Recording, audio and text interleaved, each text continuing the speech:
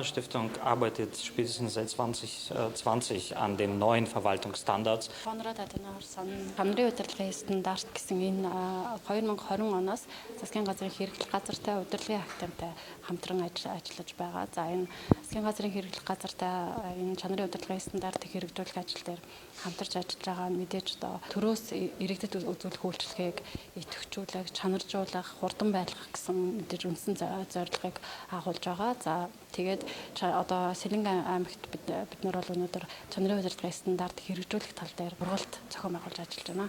Бидний одоо энэ чанарын удирдлагын стандартыг хэрэгжүүлэх, нэвтрүүлэхийн ажил маань шин тутам байгаа хэдиж бид өнөөдөр яагаад Сэлэнг аймагт ингэж зорж ирээд ажиллаж байна вэ гэхээр одоо Сэлэнг аймаг түүний засаг даргын тамгын газрын үйл ажиллагаа болон засаг даргын тамгын газрын дарга хатагтай сувдаа нарын үйл ажиллагааг бид одоо энэ 21 аймагаас эхний 2 үйл ажиллагаа өршлөх чадвараараа ордог учраас бид ийм жишг асан аймгаа зорж ирсэн.